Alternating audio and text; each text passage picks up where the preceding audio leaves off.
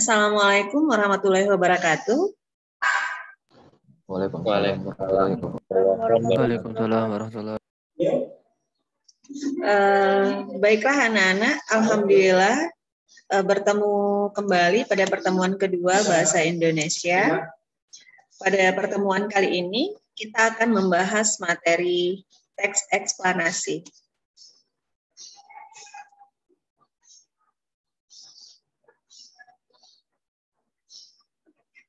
Dikirimkan linknya ke grup ya.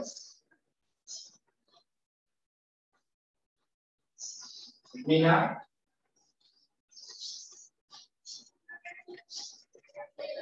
Ibu kisah apa ini?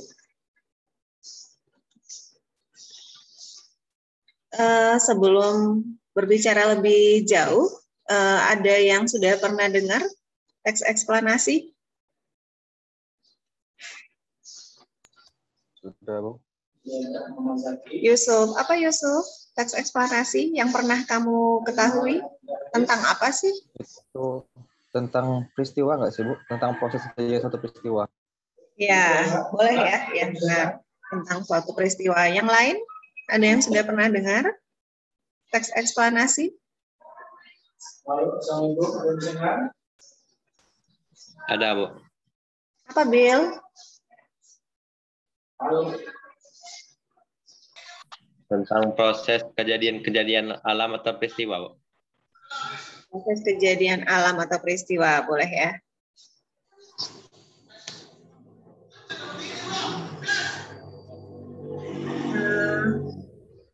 Seperti yang sudah kalian dengar dari pendapat teman kalian tadi, tidak jauh berbeda ya. Teks eksplanasi adalah teks yang berisi penjelasan tentang proses terjadinya suatu fenomena, ya. Nah, yaitu tentang proses atau asal-usul peristiwa alam, sosial, atau budaya. Ya. Jadi boleh peristiwa alam, boleh sosial, atau budaya.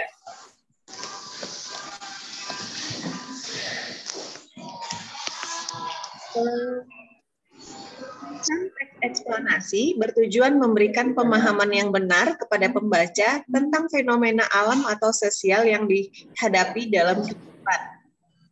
Nah, dalam teks eksplanasi ini, penulis berusaha meyakinkan pembaca melalui fakta, bukti, dan alasan yang kuat, sehingga diterima secara nalar. Gitu ya. Jadi dalam teks eksplanasi itu harus ada fakta dan bukti-buktinya.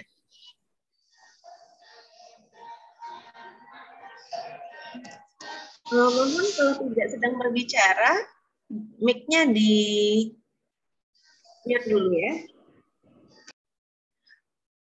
Struktur dari teks eksplanasi ini ada 3 bagian. Ya. Yang pertama, didahului dengan identifikasi fenomena. Nah, identifikasi fenomena ini berisi latar belakang kejadiannya. Ya. Kemudian, bagian selanjutnya itu proses kejadian.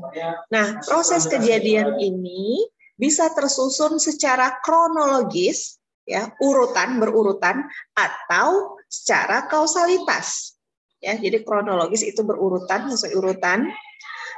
Satunya apa, duanya apa, atau kausalitas. Kalau kausalitas berarti dia berdasarkan apa, Nak? Hubungan sebab akibat. Iya, benar ya. Kalau sebab akibat, ya benar. Nah itu ya. Nah setelah bagian dari proses kejadian, teks eksplanasi ini diakhiri dengan bagian ulasan. Ya. Nah ulasan ini bisa berupa komentar, penilaian, atau simpulan. Seperti itu ya. Bisa jelas dengan Ciri kebahasaan dari teks eksplanasi, yang pertama dia menggunakan bahasa baku, ya. Kemudian bahasanya lugas, menggunakan kata teknis, menggunakan kata-kata bermakna kronologis atau kausalitas, ya. Dan juga menggunakan kata kerja pasif. Nah, tadi disinggung bahwa teks eksplanasi ini ciri-ciri kebahasaannya salah satunya menggunakan bahasa baku. Nah, adapun ciri-ciri dari bahasa baku, yang pertama dia tidak dipengaruhi oleh bahasa daerah. Ya. Kemudian tidak dipengaruhi oleh bahasa asing. Ya. Kemudian bukan merupakan ragam percakapan. Pemakaian imbuhan eksplisit ya, atau terang-terangan. Jadi kalau dia ada imbuhan, tertulis imbuhannya gitu ya. Terus kemudian unsur-unsur kalimatnya lengkap, pemakaian hubungan kata sesuai dengan konteks kalimat, tidak rancu dan tidak mengandung arti pleonasme.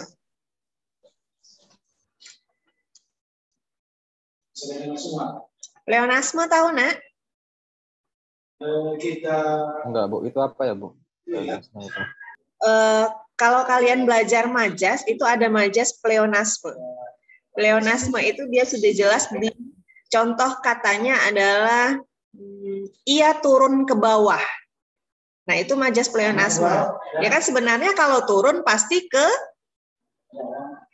bawah gitu ya. Dia naik ke atas. Nah, itu majas pleonasme ya. Nah, kalau naik kan pasti dia ke atas ya, gitu. Kemudian bahasa lugas, penggunaan kalimat yang memiliki makna sebenarnya. Ya, itu maksudnya ya. Bahasa lugas dia menggunakan makna yang sebenarnya atau sering disebut juga dengan makna denotatif. Gitu ya. Contoh kalimat lugas, es teh ini rasanya terlalu manis. Jadi ini jelas. Manis, kata manis pada kalimat ini, es teh ini rasanya terlalu manis. Jadi makna manis ini adalah makna yang sebenarnya, yakni rasa manis ya. Rasa manis. Iya, ya ada Sania, rasa manis. Nah, sedangkan yang bukan contoh yang bukan kalimat lugas atau menggunakan bahasa kias, bicaramu manis di bibir, namun lain di hati. Nah, ini bukan makna yang bukan kata manis pada kalimat ini bukan makna yang sebenarnya, gitu ya. Ada di sini yang manis di bibir? Nggak ada ya. Intan senyum-senyum ini. Selanjutnya, salah satu ciri kebahasaan dari teks eksplanasi, dia menggunakan kata teknis. Ya. Kata kerja yang memiliki artian secara khusus terkait bidang ataupun keahlian tertentu. Atau disebut juga dengan istilah. Itu yang kata teknis ya. Jadi kalau kalian ketemu dengan kata teknis, kata kuncinya adalah berkaitan dengan istilah. Gitu ya. Contohnya, di bidang teknologi, nah kalau di bidang teknologi kan ada istilah install, online, jaringan, aplikasi, gadget, chatting, gitu ya. Kalau di bidang pendidikan ada kurikulum, ujian, PAT, ya, PAS, gitu ya. Terus kemudian di bidang biologi ada adaptasi, fosil, ekosistem, simbiosis mutualisme, apalagi dan sebagainya ya. Mungkin ada yang memberikan contoh? Silakan. Di bidang apa? Misalnya bidang agama, atau bidang ekonomi. Silakan, ada yang bisa memberikan contoh? Contoh istilah.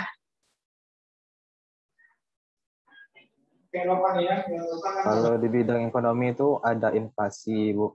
Oh iya. Defisit. Ya, betul ya Yusuf ya. Di bidang ekonomi katanya ada inflasi, ada defisit, gitu ya. Sejauh ini paham ya, Nak ya? Paham, Bu. Selanjutnya, konjungsi kausalitas atau sebab akibat. Ini contohnya ada sebab, karena, oleh sebab itu, oleh karena itu, sehingga, gitu ya. Terus kemudian konjungsi kronologis, hubungan waktu atau yang menunjukkan urutan ya. Ada kemudian, lalu, setelah itu, dan pada akhirnya. Selanjutnya, menggunakan kata kerja pasif. Nah, masih ingat ya kata kerja pasif ya? Kalau kata kerja ini aktif apa? Berarti kata kerja yang terdapat pada kalimat aktif. Ada yang bisa memberikan contoh kalimat aktif? Kalimat aktif, ada yang bisa memberikan contoh? Cuma disebut dan dibentukkan sedikit. Silakan. Tapi kalau di luar itu, misalnya bukan satu itu kuasnya. Apa tidak kita semua? Jadi tidak bisa ada perjuangan. Ia menjambu. Apa nak? Apa Bill? Contohnya? Ia meminum jambu. Jambu. Ia memotong jambu. Ya. Iya, benar ya. Ia memotong jambu. Betul Nabil ya, itu contoh dari kalimat aktif. Jadi subjeknya ia, memotong predikatnya, itu predikat aktif ya. Terus kemudian jambu objeknya. Ya, itu kalimat aktif. Jadi yang apa? Imbuhan biasanya pada kalimat aktif itu menggunakan imbuhan me gitu ya. Nah, sebaliknya pada kata kerja pasif bentuk kata kerja yang subjeknya berperan sebagai penderita gitu ya. Kalau tadi kan yang pada kalimat aktif yang berperan sebagai penderita apa? Objek. Ya, objek ya. Kalau pada kalimat aktif ia memotong jambu. Siapa yang dipotong? Jambu objeknya ya, tapi kalau pada kata kerja pasif, bentuk kata kerja subjeknya yang berperan sebagai penderita. Nah, kalau tadi kalimat aktifnya ia memotong jambu, berarti kalimat pasifnya jadi apa?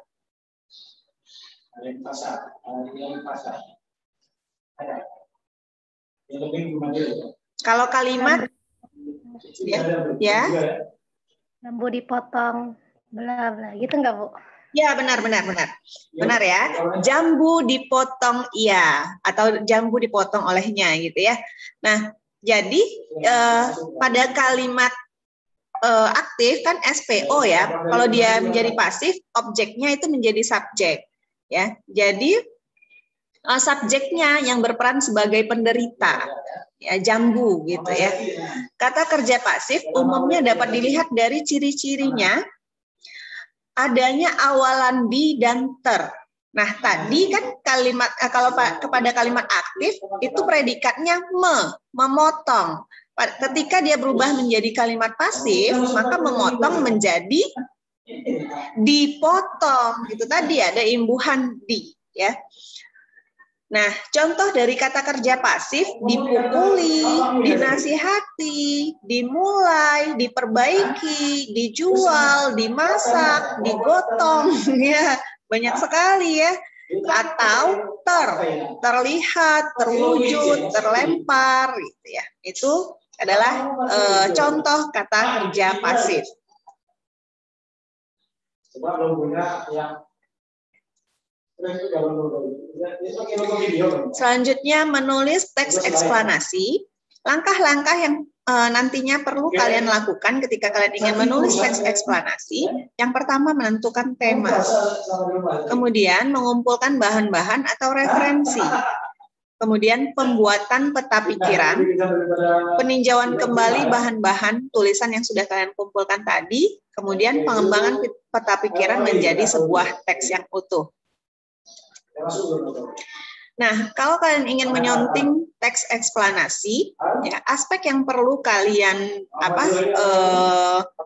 pertimbangkan dalam menyunting ini adalah aspek penggunaan bahasanya, aspek dari isinya, dan aspek strukturnya. Jadi lihat strukturnya gimana, apakah benar nggak 3 bagian itu lengkap nggak gitu ya.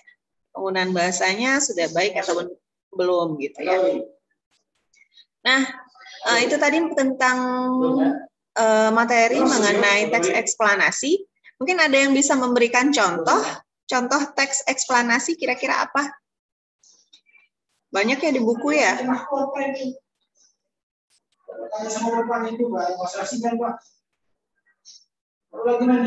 Apa coba?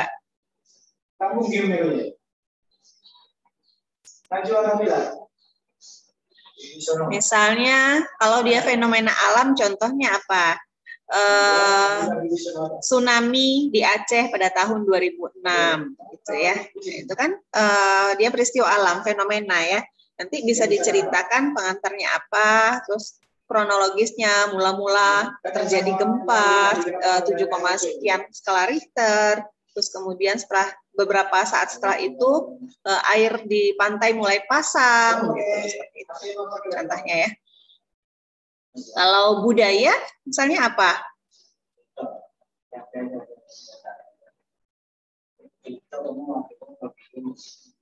Kalau di Bengkulu yang terkenal Tabot. ya, Tabot. boleh. Ya, boleh. Tabot boleh ya. Nah, itu. Jadi itu ya anak-anak mengenai teks eksplanasi. Jadi intinya teks eksplanasi itu dia bercerita mengenai fenomena ya, proses atau asal usul ya, peristiwa alam, sosial atau budaya. Mungkin itu yang bisa kita bahas mengenai materi teks eksplanasi pada pertemuan kali ini.